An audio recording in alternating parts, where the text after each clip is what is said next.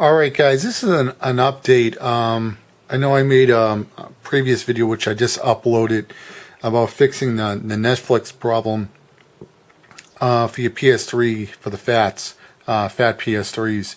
All you have to do is manually set the time. But anyway, I thought I was able to start Marvel vs. Capcom 2. And I said, well, that's cool, I can play it. But as I now see that the single player, as I'll zoom in right here, is grayed out, so I can't play it right now. And also the scoreboard is grayed out. I can't even play any of my games right now. Okay, maybe I could play multiplayer, because I know when this game first came out, it was you can only play another person when the demo came out. They even programmed it so you could play the computer. I don't know. I'm really disappointed in Sony with this DRM. I feel like I'm being punished as a good consumer. I don't think it's right how they're treating people that do pay for stuff. I mean, and how you know how hard it is to steal, and get something on illegally on your PSN. I know there's other people out there but I don't do it. And I'm telling you the truth. I know there's people that will log on with their friends' accounts and download a game or something like that. And that's because the PS3 allows you to download a game, I think 5 times on different consoles in case you own 2 or 3 PS3s in the house. You can actually have your content on different consoles. But on Xbox, the way it works on Xbox is when you download a game, it actually registers to that console, so you don't even have to be hooked up to the internet. It'll work. Now, if I log on with my Xbox account on another Xbox, I can download the game, but to play it, I have to be online because I didn't move the DRM license over. And there's a very simple way to move DRM over on the Xbox.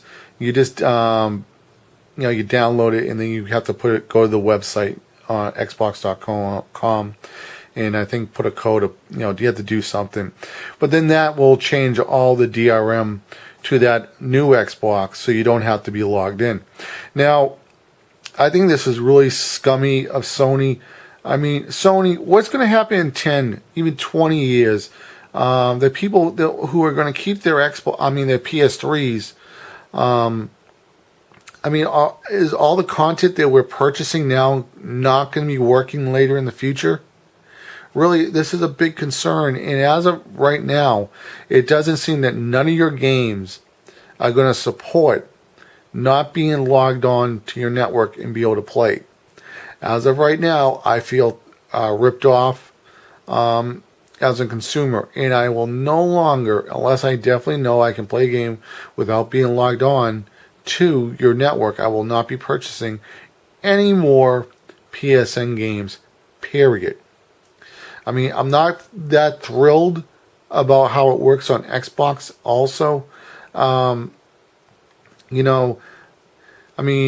There's people who, at least Xbox did try to fix the problem to a point, but it's still a pain in the ass. I mean, if I buy a new Xbox, I should just log on to my account, and I shouldn't have to really worry about too much of anything. But I mean, going through the hassle of going to a website or whatever, I mean, it should be pretty much I buy a new Xbox, I log on to my account, and there should be an option on the Xbox that goes, okay, move the license over.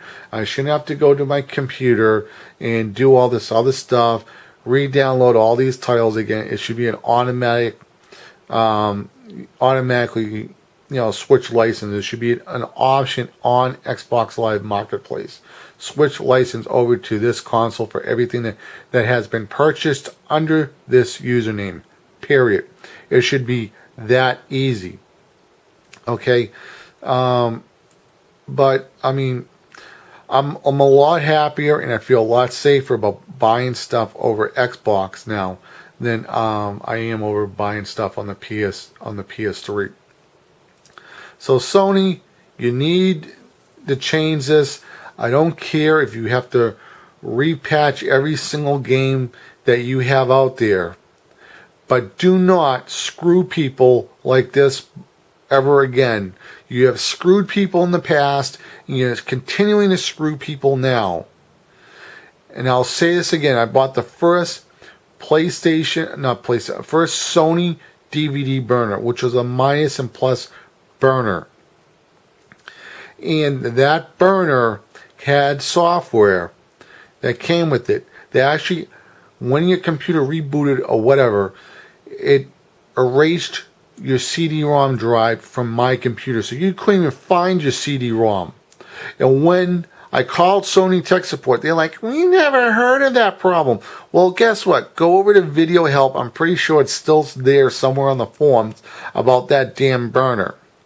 And when you screwed up people's computers, when you put the DRM on music CDs, okay, and people's CD-ROMs were missing, and people had to get a patch or somehow get around the problem, that causes headaches for people that have to fucking format their computers. It's a fucking nightmare. Format your computer. Do all your Windows updates. Install your software all over again. All the software you have to do. Do some updates with that. It's a fucking headache, okay? Don't do this shit anymore. People do not fucking deserve it.